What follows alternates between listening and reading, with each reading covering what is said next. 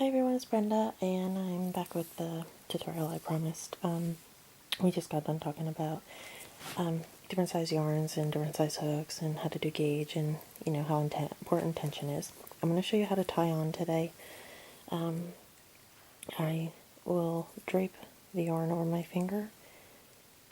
Hold on before I start this. What you want to do is pull a little bit of your yarn out of your skein, so from the center now, and pull a little bit out so you have it to work it with. If you take it from the outside part, like from here, it will get tangled and mess up with your tension. And only pull out a little bit, because you can always pull more out as you go, okay? Because you don't want it tangling on you.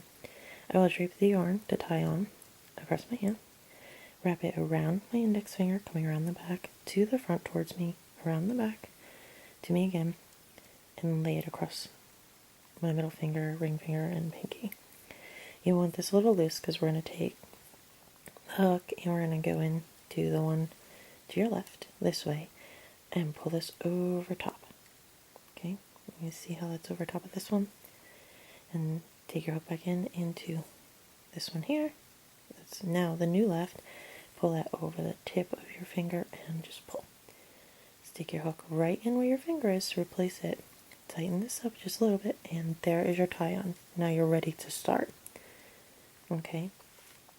Now I'll show you that one more time. I can't do this way too long to get the stitch in too, because my battery's gonna die. I just noticed.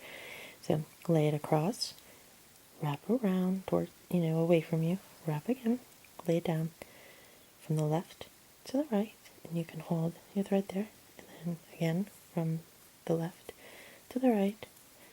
Pull tight slightly, stick your hook in, tighten it up a little bit, and you're ready to go. And that is how you're going to start anything, unless it tells you on your patterns to create a magic circle. Okay, now I don't like using these, but I want to show you anyway so you have the knowledge of that. It's the same thing. We're just going to pinch it between our thumb and pointer finger, and we're going to wrap around the bottom three fingers up to your thumb and pointer again and pinch. And then we're going to take the thread and wrap it around the middle finger and hold it. And we're going to come in through the loop, grab that thread, and that's going to pull up, and if you need to, the back part's going to jump up. You see that? You don't want to have a problem, so pinch that between your middle finger and on top of your index, and then you can come in and get that thread that's wrapped over your middle finger, and we're going to loop that and pull through there, and then you find that little loop, the little tail that you started with, and pull that just a little bit, and you have your little stitch right here. There you go. And that's how you'll start, and you'll just work in this circle. And as you work, and that's how you tighten it. Just pull your working thread. That's the one that's up here. See, you'll slide like this, and you'll work in this circle.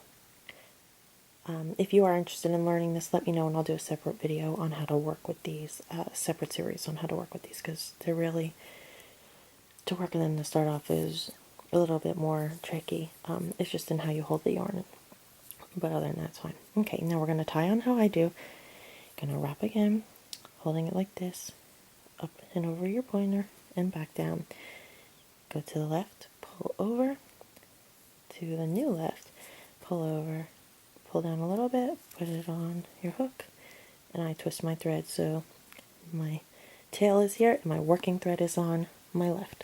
I'm right-handed. If you're left-handed, you would be doing this actually this way, and it might be easier for you to find a left-hander series online. There are some good ones, so you'll just have to look for them. It's really hard for me to do left-handed, otherwise I would for you. Okay, today what we're going to focus on is a chain, and once you've started at this point, it's simple. You're going to hook your yarn, just go, like, see how it's got almost a triangle shape going on here? Go in, grab your yarn. This is called a yo. And you pull it through. There's your chain. This is what the stitch will look like. Just a little loop with a thread coming out. Okay, and you'll do it again and pull through. And that's 2 now. And you can see what they look like. Now, the whole thing with tension is if you're not holding this thread like I grasp it and let it slide through here, if you're not holding it right, this is what's going to happen. Can you see the difference in between those 2 stitches? This one is a little bit, this one is my normal tension. This one is, they're gradually getting bigger. Now, if I'm really not paying attention, I might do something like that. Now, I mean, you can see how wonky that looks, right? It's growing in size, and you do not want that. So you want to try to keep it the same. So this is what you need to practice, is your chaining. And you're going to pull from your thread and pull through the loop. And that's a yo. A yo is when you grab your yarn and pull it through. That's a yo. And pull through. Okay? So a yo is just grabbing your yarn, and then you're going to pull through the stitch, and that is your chain. Now you will make as many of these as you need for the length of your project. I'm not going to show you how to go any further with this because I want you to, well, you know what, I will, just in case you get a little ahead of me. Say you want to make, like a hot pad or something for your table. Get a rough idea. Usually 30 is a good one, so you would do your 30 chains. Like I said, okay, I'll do it one more time. Go in, grab, pull through. And that would be 1, 2, 3, 4. If it starts getting difficult like that, just pinch up here. You'll see it's going down here. Okay, now once you get the desired length of your hot pad, I would say usually, depending on how loose and how tight you chain, find like like a cereal bowl or a soup bowl and flip it upside down and just go.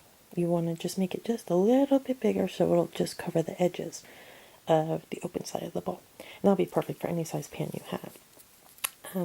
Okay, so what you're going to do is do one more chain than what you need, and actually I can't do it because I'd have to show you a new stitch. Okay, just practice your chaining, and then I'm going to show you how to do a hot pad, how to start a hot pad, and maybe a small embellishment as well with the next stitch. But yeah, just practice your chaining again, and I'll show you one more time how to get started with your chaining. Also, you could just pull it and it'll all come undone. So this way you can keep practicing on the same one, okay? Without wasting your yarn. So we'll tie on again, loop over, over, and hold. So it's just, almost like a corkscrew. Pull your left over to the right, go in and take the new left. Pull that over to the right. And get into the hole, pull it up just a little bit. If you pull too tight, it's okay, just pull your working thread. Pinch that knot, that's where you're going to keep your tension at first. And it's wrapped up here, around, and then down through my hand. Do you see that? Okay, then we're going to reach in between the two and pull through.